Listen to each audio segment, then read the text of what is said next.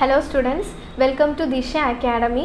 അപ്പം ഇതിനു മുന്നേ RPFൻ്റെ സയൻസിൻ്റെ പ്രീവിയസ് ഇയർ ക്വസ്റ്റ്യൻസ് ഡിസ്കസ് ചെയ്ത് ക്ലാസ് പോയിട്ടുണ്ട്.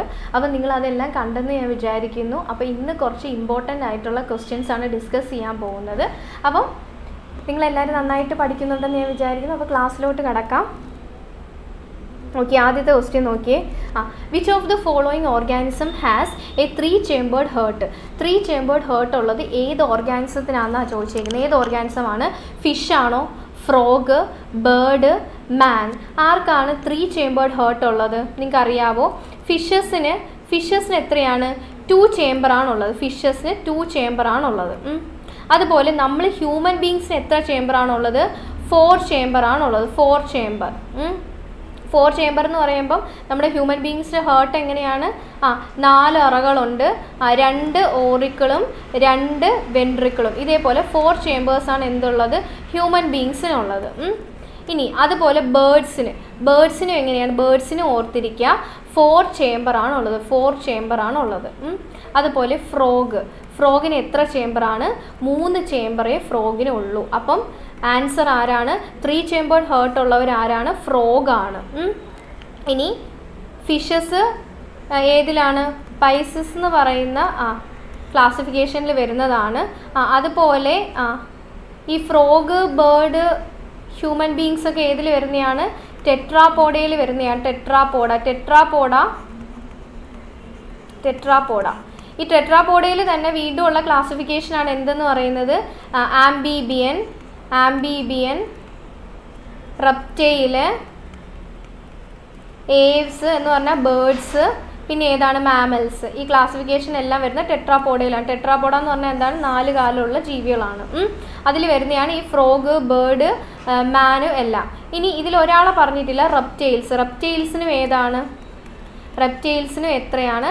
3 chamber ഹേർട്ട് ആണുള്ളത്. 3 chamber ഹേർട്ട് ആണുള്ളത്. ശ്രദ്ധിക്കുക, റെപ്റ്റൈൽസിൻ്റെ കേസിൽ ഒരാൾക്ക് മാത്രം 4 chamber ആണ്. അത് ആർക്കാണ്? ക്രോക്കോഡൈലിനാണ്. ഓർത്തിരിക്കുക, ക്രോക്കോഡൈലിനാണ്. ഓക്കെ ആണോ? അപ്പം ഫ്രോഗിന് എത്ര ചേംബറാണ്? 3 chamber ആണ്. ഫ്രോഗ് എന്ന് പറയുന്നത് ഏത് ക്ലാസ്സിൽ വരുന്നതാണ്? ആംബീബിയൻസ് ആണ് ആരെന്ന് പറയുന്നത്? ഫ്രോഗ് എന്ന് പറയുന്നത്. അപ്പം റെപ്റ്റൈൽസിന് എത്ര ചേംബറാണ്? 3 chamber ആണ്. ഇനി റെപ്റ്റൈൽസിൻ്റെ ഒരു എക്സെപ്ഷൻ ആണ് ആരെന്ന് പറയുന്നത്? ക്രോക്കോഡൈലിന് 4 chamber ആണ്. ഫിഷസിനെല്ലാം 2 chamber ആണ്. അതുപോലെ ഹ്യൂമൻ ബീങ്സിനെല്ലാം എന്താണ്? 4 chamber ആണ്. അപ്പം അടുത്ത ക്വസ്റ്റ്യൻ നോക്കാം. Okay, group of chromosomes is present in male sex chromosome in human. ഇതിൽ ഏതാണ് മെയിൽ സെക്സ് ക്രോമസോം എന്ന് പറയുന്നത്? നമ്മുടെ ഹ്യൂമൻ ബീങ്സിൽ എത്ര പെയർ ക്രോമസോംസ് ഉണ്ട്? 23 പെയർ ക്രോമസോംസ് ഉണ്ട്. ഇതിൽ 22 വരെയുള്ള ക്രോമസോംസ് മെയിൽസിനും ഫീമെയിൽസിനും എല്ലാം സെയിം ആണ്. അതിനെ നമ്മൾ ഓട്ടോസോംസ് എന്നാണ് പറയുന്നത്. ഓട്ടോസോംസ്. അതേപോലെ 23ാമത്തെ പെയറിന് നമ്മൾ എന്തെന്നാണ് പറയുന്നത്? അലോസോം എന്നാണ് പറയുന്നത്. അലോസോം. ഇത് ഫീമെയിൽസിൻ്റെ കേസിൽ XX-ഉം മെയിൽസിൻ്റെ കേസിൽ എന്താണ്? XY-യും ആണ്. അതാണ് ആ 2 ക്രോമസോംസ് എന്ന് പറയുന്നത്. അപ്പം ഇവിടെ ചോദിച്ചിരിക്കുന്നത് ഏതാണ്? മെയിൽ സെക്സ് ക്രോമസോം ഏതെന്നാണ് ചോദിച്ചിരിക്കുന്നത്. XY ആണോ, YY ആണോ, XX ആണോ, XXY ആണോ? ഏതാണ് ആൻസർ? XY ആണ് ആൻസർ എന്ന് പറയുന്നത്. മെയിലിൻ്റെ കേസിൽ സ്പേം പ്രൊഡക്ഷൻ നടക്കുമ്പം ഹാഫ് നമ്പർ ഓഫ് സ്പേംസ് എന്ന് പറയുന്നത് എന്താണ്? X ക്രോമസോം ഉള്ളവരായിരിക്കും. ഇനി ഒരു ഹാഫ് എന്ന് പറയുന്നത് എന്താണ്? Y ക്രോമസോം ഉള്ളവരായിരിക്കും. അതേപോലെ ഫീമെയിൽസിൻ്റെ കേസിൽ എഗ്ഗ് എടുത്തു കഴിഞ്ഞാൽ അതിൽ ഒരേ ഒരു ക്രോമസോം മാത്രമേ ഉള്ളൂ. ഏതെന്ന് പറയുന്നത്? X ക്രോമസോം മാത്രമേ ഉള്ളൂ. മെയിൽസിൻ്റെ കേസിൽ സ്പേം പ്രൊഡക്ഷൻ നടക്കുമ്പോൾ ഹാഫ് സ്പേംസിന് എന്താണ്? X ക്രോമസോം, ബാക്കി പാതിക്ക് എന്താണ്? Y ക്രോമസോം ആണ് ഉണ്ടാവുന്നത്. അപ്പം ഒരു ഹ്യൂമൻ ബീയിങ്ങിൻ്റെ അവരുടെ സെക്സ് ഡിറ്റർമൈൻ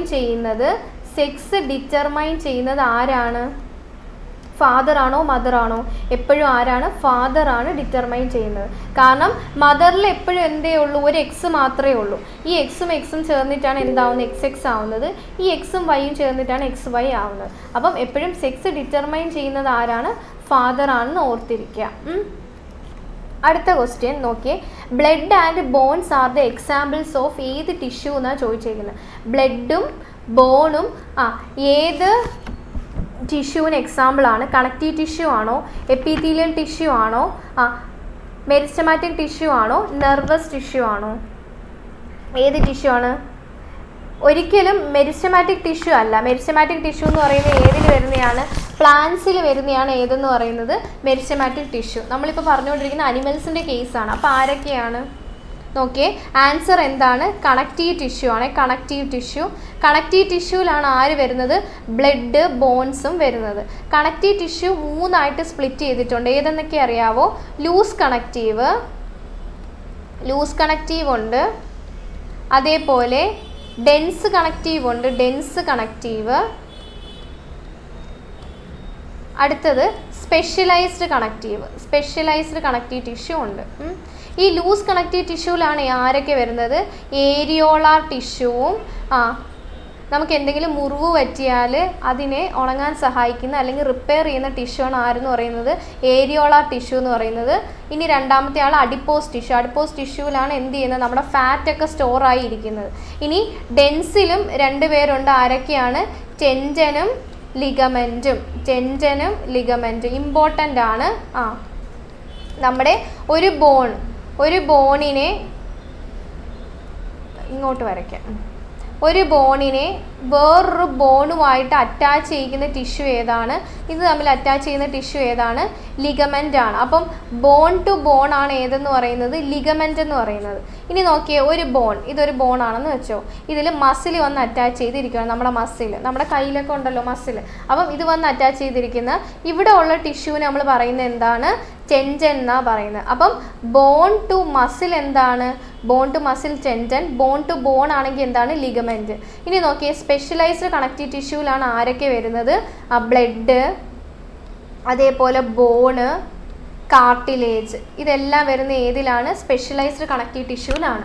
അപ്പോൾ ഓർക്കുക, ബ്ലഡും ബോണും ആരുടെ എക്സാമ്പിളാണ്? കണക്റ്റീവ് ടിഷ്യൂവിൻ്റെ എക്സാമ്പിളാണ്. അപ്പം അടുത്ത ക്വസ്റ്റ്യൻ നമുക്ക് നോക്കാം. നോക്കിയേ, nephron is associated with which system? ഏത് സിസ്റ്റമായിട്ട് ബന്ധപ്പെട്ടിട്ടാണ് നെഫ്രോൺ അസോസിയേറ്റഡ് ആയിട്ടുള്ളത്? ഏത് സിസ്റ്റമാണെന്ന് അറിയാവോ? ഏത് സിസ്റ്റമാണ്? നമ്മുടെ കിഡ്നിയുടെ ഏറ്റവും സ്മോളസ്റ്റ് യൂണിറ്റ് ആണ് ആരെന്ന് പറയുന്നത്? കിഡ്നിയുടെ ഏറ്റവും സ്മോളസ്റ്റ് യൂണിറ്റ് എന്ന് പറയുന്നതാണ് നെഫ്രോൺ. കിഡ്നി എന്ന് പറയുന്നത് നമ്മുടെ എന്ത് ഓർഗനാണ്? കിഡ്നി എന്ന് പറയുന്നത് നമ്മുടെ എക്സ്ക്രിയേറ്ററി ഓർഗൻ. അപ്പം ഇതിൽ ഏത് സിസ്റ്റമായിട്ട് ബന്ധപ്പെട്ടിട്ടായിരിക്കും? എക്സ്ക്രിയേറ്ററി സിസ്റ്റം ആണ്. അപ്പം നെഫ്രോൺ എന്ന് പറയുന്നത് ഏത് സിസ്റ്റമായിട്ട് ബന്ധപ്പെട്ടിരിക്കുന്നു? എക്സ്ക്രിയേറ്ററി സിസ്റ്റമായിട്ട്. നമ്മുടെ കിഡ്നിയുടെ ഏറ്റവും സ്മോളസ്റ്റ് യൂണിറ്റ് ആണ് എന്തെന്ന് പറയുന്നത്? നെഫ്രോൺ എന്ന് പറയുന്നത്. ഞാൻ നെഫ്രോണിൻ്റെ ഒരു ചെറിയ സ്ട്രക്ചർ ഇവിടെ വരയ്ക്കാം.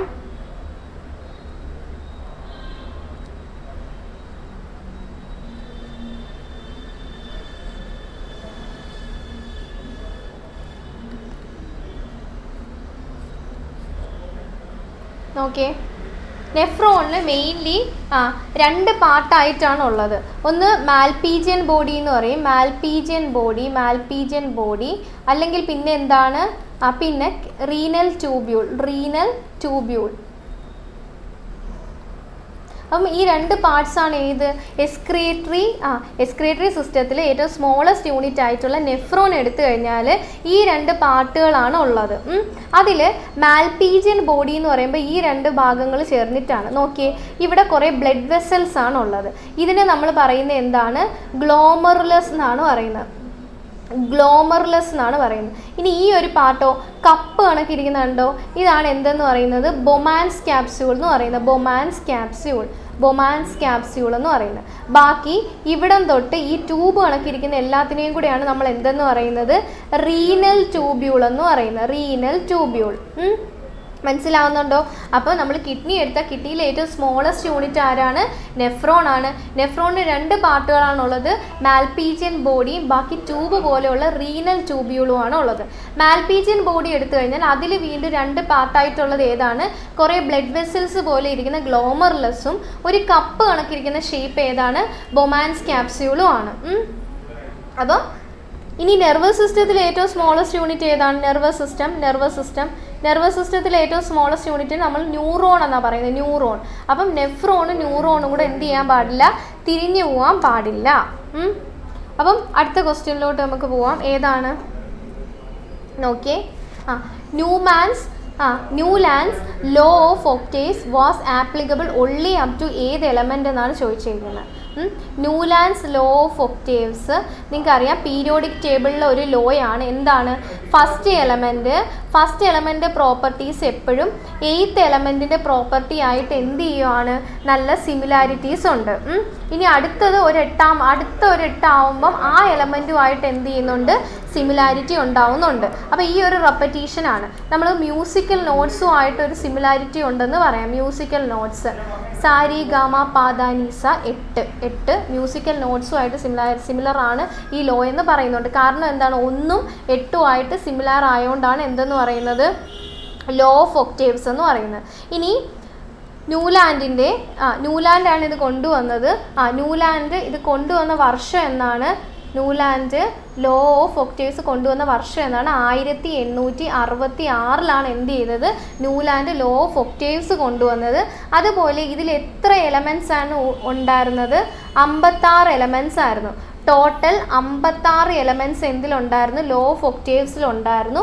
അതുപോലെ ഇതിൽ പക്ഷേ കാൽഷ്യം വരെയുള്ള എലമെൻറ്റ്സ് വരെ മാത്രമേ ഈ ഒരു ലോ ആപ്ലിക്കബിൾ ആയിട്ട് വരുന്നുണ്ടായിരുന്നുള്ളൂ. എന്ന് പറഞ്ഞാൽ ഒന്നിൻ്റെയും 8ൻ്റെയും പ്രോപ്പർട്ടീസ് തമ്മിൽ സിമിലർ ആയിരിക്കണം. പക്ഷേ കാൽഷ്യം കഴിഞ്ഞ് നമ്മൾ അങ്ങോട്ട് അനലൈസ് ചെയ്യുമ്പം ആ ഒരു സിമിലാരിറ്റി വരുന്നില്ല. അപ്പം നോക്കി, ഈ ക്വസ്റ്റ്യനും അതാണ് ചോദിച്ചിരിക്കുന്നത്. Newlands law of octaves was applicable only up to ഏത് എലമെൻ്റ് എന്നാണ് ചോദിച്ചിരിക്കുന്നത്. ഏത് എലമെൻ്റാണ്? കാൽഷ്യം എന്ന് പറയുന്ന എലമെൻ്റാണ്. ഇനി ന്യൂലാൻഡിലെ ഏറ്റവും ഫസ്റ്റ് എലമെൻ്റ് ഏതാണ്? ഹൈഡ്രജൻ ആണ്. ഏതെന്ന് പറയുന്നത്? ഏറ്റവും ഫസ്റ്റ് എലമെൻ്റ് എന്ന് പറയുന്നത്. ഇനി ലാസ്റ്റ് എലമെൻ്റ് ഏതായിരുന്നു? തോറിയം ആണ്.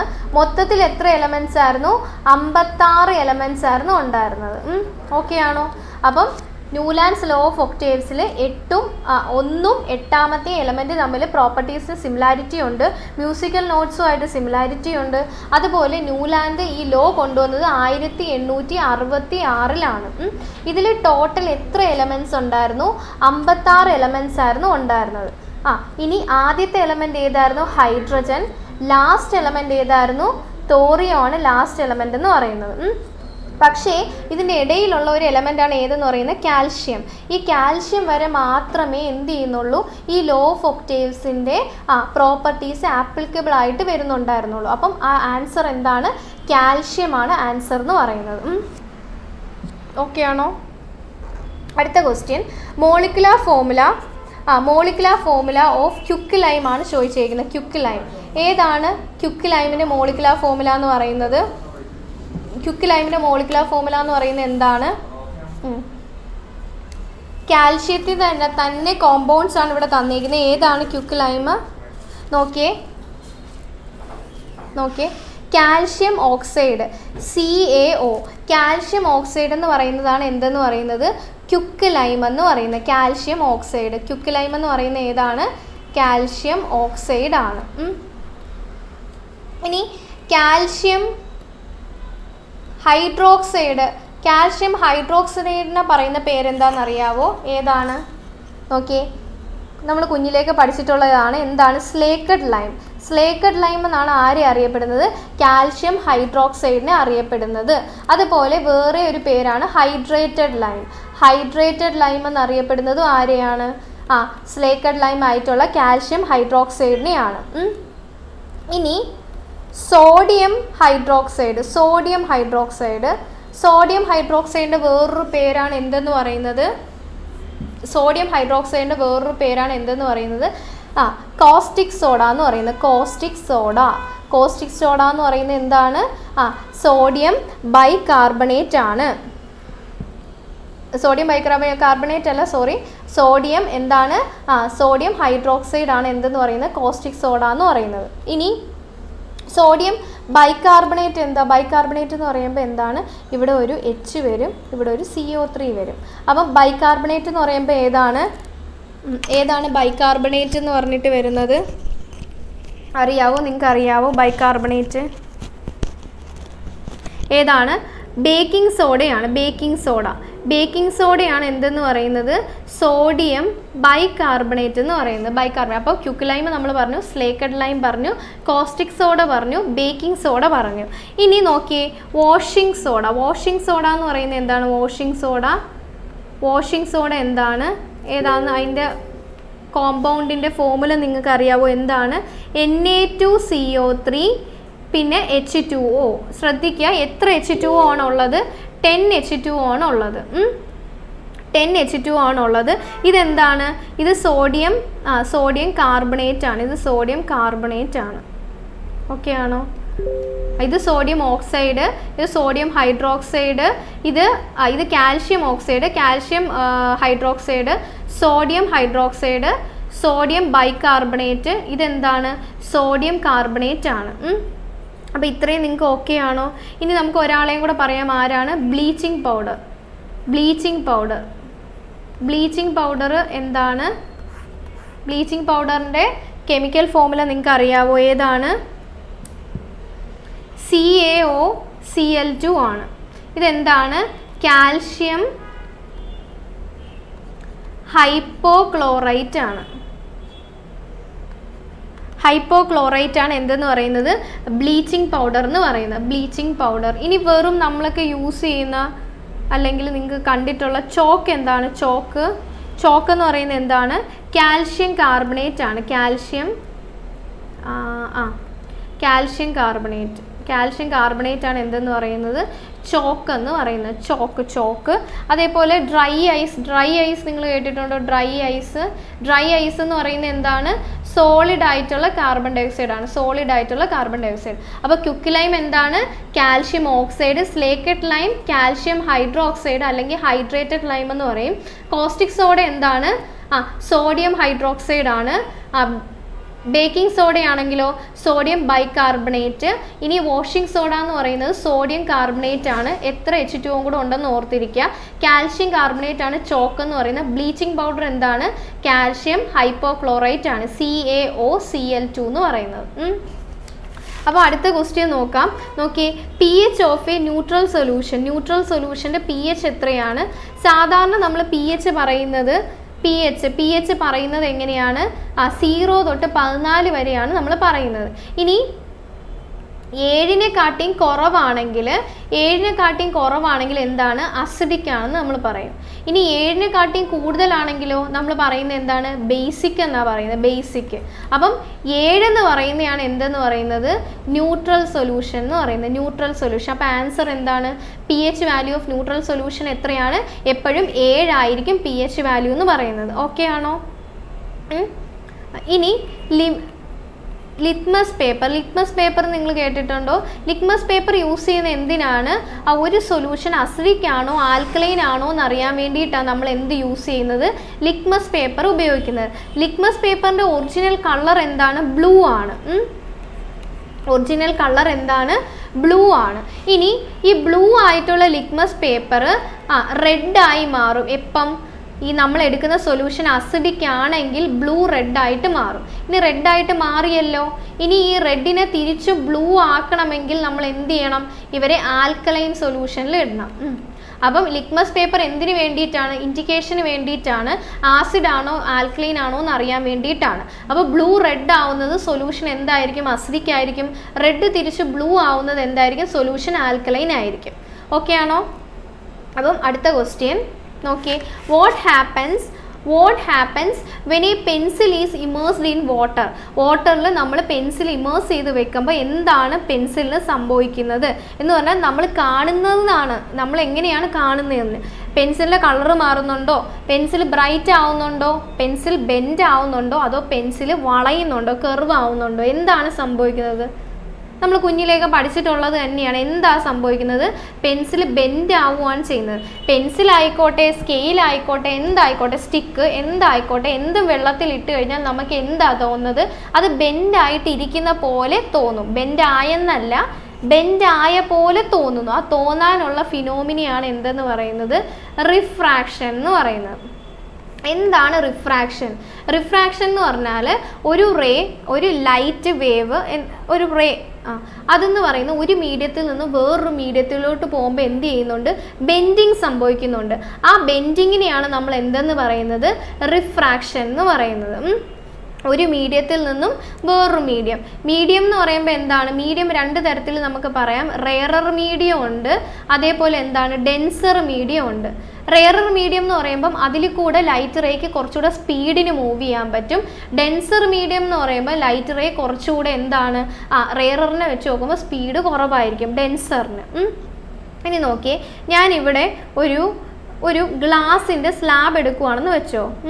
ഗ്ലാസിൻ്റെ സ്ലാബ്, ഇത് നോർമലാണ്. സെക്കൻഡ്, ഗ്ലാസിൻ്റെ സ്ലാബ്, ഇതൊരു നോർമൽ. ഇവിടെ ഒരു റേ വരുവാണ്, റേ വന്ന് ഹിറ്റ് ചെയ്യുവാണ്. ഇതെന്താണ്? ഇത് എയറാണ്. എയർ എന്ന് പറയുന്നത് എന്താണ്? ഒരു റെയറർ മീഡിയമാണ്. ഇതെന്താണ്? ഗ്ലാസിൻ്റെ സ്ലാബാണ്. അതുകൊണ്ട് ഇതെന്താണ്? ഇത് കുറച്ച് ഡെൻസറാണ്. അപ്പം റെയറിൽ നിന്നും എപ്പോഴും ഡെൻസറിലോട്ട് വരുമ്പം എന്താണ്? ഈ റേ എപ്പോഴും എന്ത് ചെയ്യുവാണ്? ഈ റേ എപ്പോഴും ഈ നോർമലുമായിട്ട് ചേർന്നിട്ടായിരിക്കും പോകുന്നത്.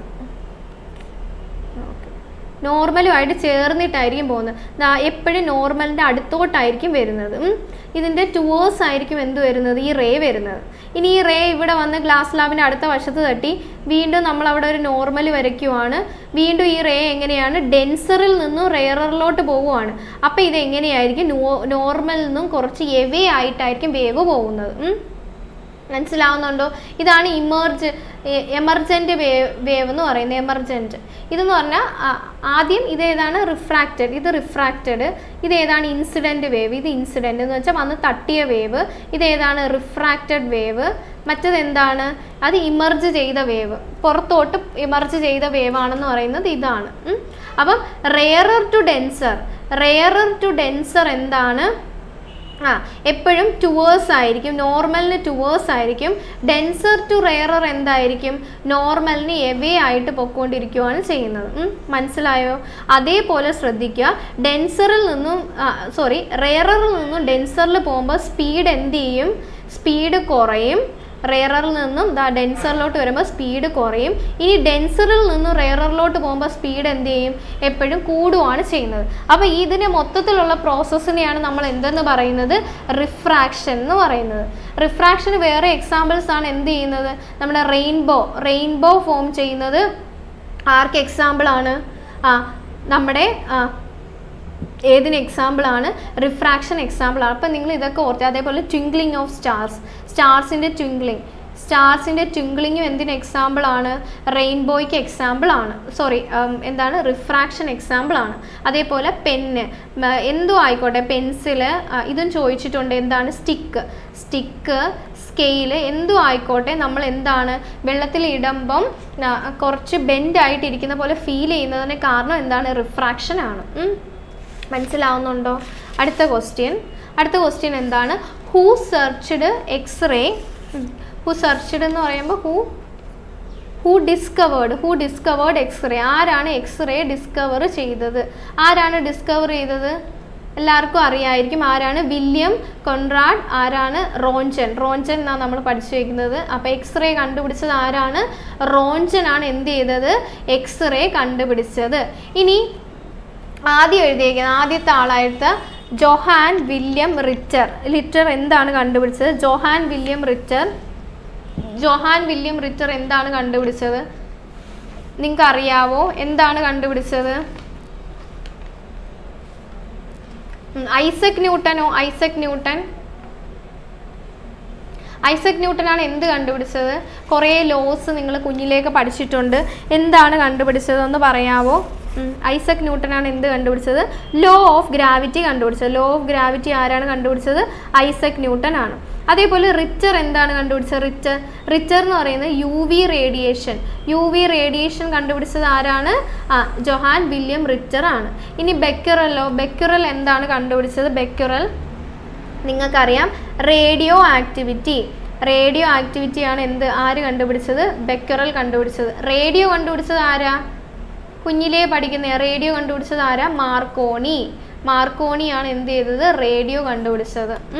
അപ്പോൾ ഇത്രയും കാര്യങ്ങൾ എന്ത് ചെയ്യുക? ഓർത്തിരിക്കുക. അടുത്തത് എലമെൻറ്റ് ഓഫ് എ ഹീറ്റർ. ഹീറ്ററിൻ്റെ നമ്മൾ എലമെൻ്റ് ആയിട്ട് യൂസ് ചെയ്യുന്നത് ആക്ച്വലി ഒരു അലോയി ആണ്. ഇതിൽ ഏതായിരിക്കും?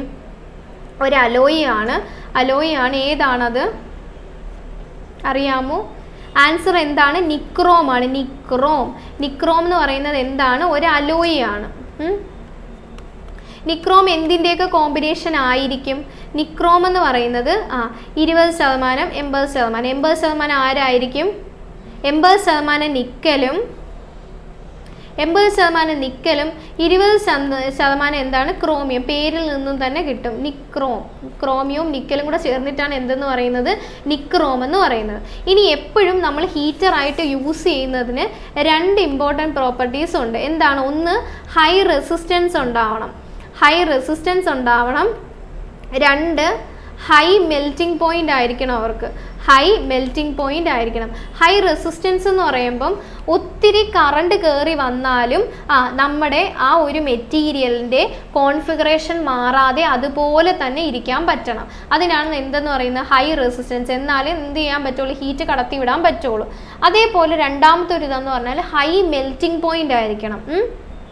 നല്ല മെൽറ്റിംഗ് പോയിന്റ് ഉണ്ടെങ്കിൽ മാത്രമല്ലേ ഹീറ്റ് കടത്തി വിടാൻ പറ്റത്തുള്ളൂ. അത്രയും നല്ല ചൂട് വന്നാൽ അത് കടത്തി വിട്ട് ആ ഒരു എലമെൻറ്റിന് ഒന്നും പറ്റാതെ അതുപോലെ ഇരിക്കണമെങ്കിൽ അതിന് നല്ല മെൽറ്റിംഗ് പോയിന്റ് ഉണ്ടായിരിക്കണം. അപ്പം ഈ 2 കാര്യങ്ങൾ ആരുമായിട്ട് ബന്ധപ്പെട്ട് ഓർത്തിരിക്കുക?